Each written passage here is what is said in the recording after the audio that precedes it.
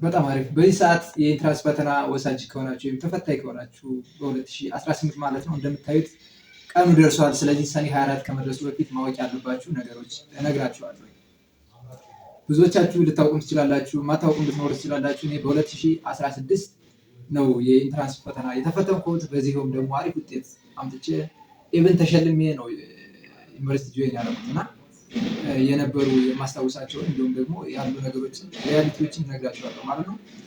በዚህም ሁለት ነገሮችን ልነግራችሁ እፈልጋለሁ። አንደኛ ከፈተና በፊት ያላችሁ ታይም ነው ማለት እስከምትገቡ ድረስ ያላችሁን ነገር ጊዜያችሁ እንዴት መጠቀም እንዳለባችሁ አንደኛ እሱን ማወቅ ይኖርባችኋል። በሌላኛው ሳይድ ደግሞ ፈተና ላይ ስትቀመጡ መውሰድ ያለባችሁ መጠቀም ያለባችሁ እንዴት ፈተና መስራት እንዳለባችሁ ያሉ ነገሮችን እናያለን ማለት ነው። ጋይስ በዚህ ሰዓት ከተጠቀማችሁበት በቂ ሰዓት ነው ያላችሁ። እውነት ለመናገር ትንሽ ሰዓት የሚባል አይደለም ያለው። 7 ቀን ሊሆን ይችላል፣ 5 ቀን ሊሆን ይችላል።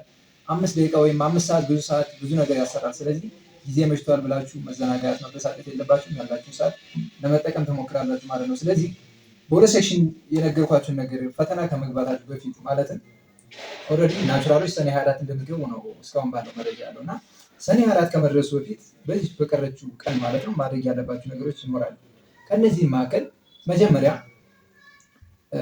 ሁላችሁም ማለት ነው በዚህ ሰዓት ምንድነው ማድረግ ያለባችሁ? አዲስ ነገሮችን አዲስ ፖርሽኖችን ለመግለጽ አትሞክሩ። ለመናገር ያነበባችኋቸው የያዛችኋቸው እንዲህ ማርክ ሾርት ኖት ያደረጋችኋቸው ፖይንቶች ካሉ እነሱን የማስታወስ እና ሪቪዥን የመስራት ጊዜ ነው ያላችሁ። እዚህ በኋላ አዲስ ፖርሽን ጀምራችሁ አዲስ ነገር ከበረራ ለማድረግ ኦልሬዲ ጊዜ እየሄደ ነው። ደግሞ ያ ማለት ደግሞ ያላነበባችሁት ብዙ ይቀራል ማለት አይደለም። ያነበባችሁትን በትክክሉ ይዛችሁ መግባት ይኖርባችኋል። ስለዚህ ከዚህ በኋላ ባለው ሰዓታችሁ የክለሳ ሰዓት ቢሆን እንደኔ ሪኮመንድ አደርጋችኋለሁ። ስለዚህ የክለሳ ሰዓት ከሆነ ምን ብታደርጉ ጥሩ ነው? አንደኛ ላይክ ፓስት ፔፐሮች የኤግዛም ፔፐሮች ይኖራሉ፣ የኢንትራንስ ኤግዛም ፔፐሮች እነሱን ብታዩ መልካም ነው። ይሄ ሁለት ነገር ይሰጣችኋል። አንደኛው ፈተናው እንዴት ነው የሚመጣው፣ ኮምፖዚሽኑ አወቃቀሩ ምን አይነት ሊሆን እንደሚችል ማየት ትችላላችሁ። ምን አይነት ኮንተንት እንደሚኖረው ፊዚክስ፣ ማትስ ነው እንግሊዝኛ እንደዚህ ይመጣል የሚለው አንደርስታንድ እንድታደርጉ ያግዛችኋል ማለት ነው። ሁለተኛ ደግሞ ሺት በምታዩበት ጊዜ ከጥያቄው ጋር የመገናኘት ከጥያቄው መንፈስ ጋር የመያያዝ አቅም ይኖራችኋል ማለት ነው እና እሱን ማድረግ መልካም ነው ብዬ አስባለሁ። በዚህ ሰዓት ሺት ማየት። ሌላው እረፍት መውሰድ አለባችሁ ጋይስ። እንደምታስቡት ያው ፈተና ሲባል በተፈጥሯችን ይሆን አላውቅም እንደናገጣለን እንፈራለን ምናምን፣ ነገር ግን ምንም የሚያስፈራ ነገር የለም። ለመናገር ስትፈተኑት ይኖራችሁት 12 ዓመት የመጣችሁበት ያለፋችሁት ነገር ነው።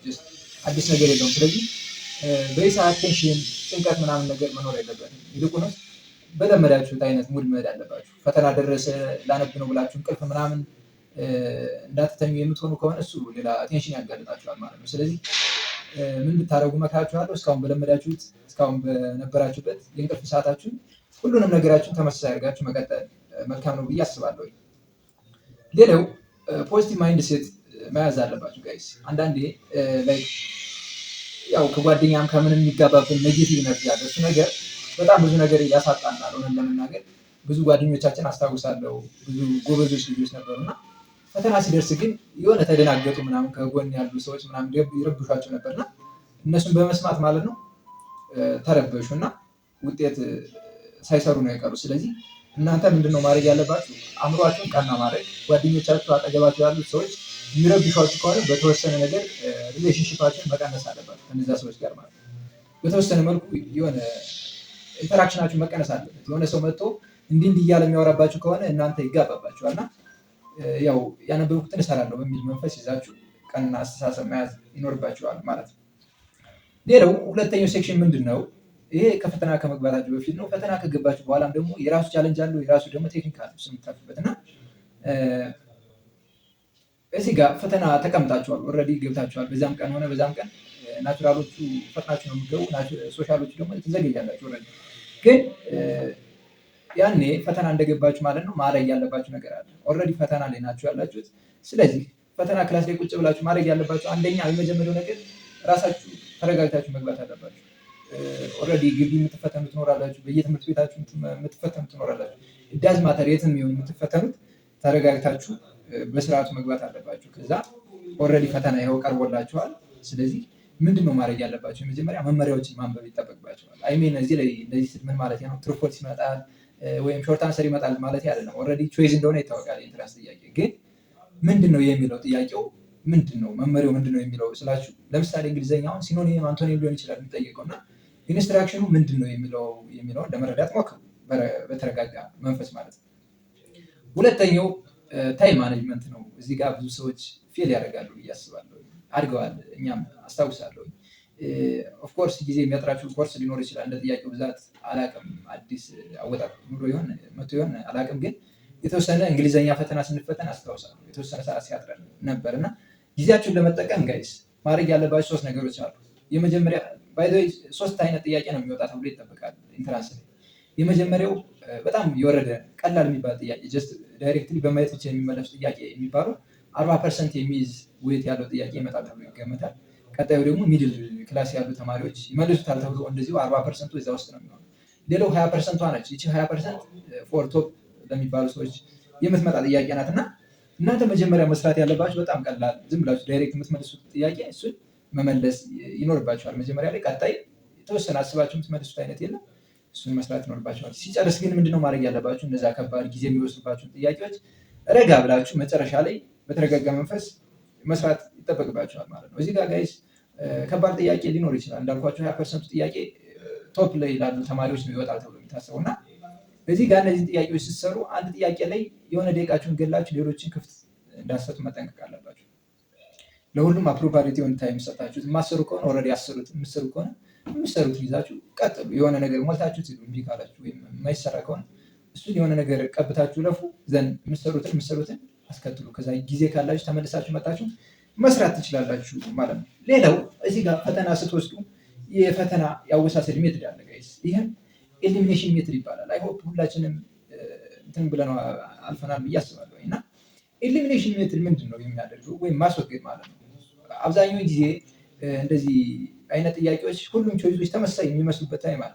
ግን በሚገርም ሁኔታ ሁለቱ ነገሮች መልስ እንዳልሆኑ አብዛኞቻችን ብዙ ሰዓት እናውቃለን። ከሁለቱ መመለስ ወይም መገመት ይሻላል ጋይስ።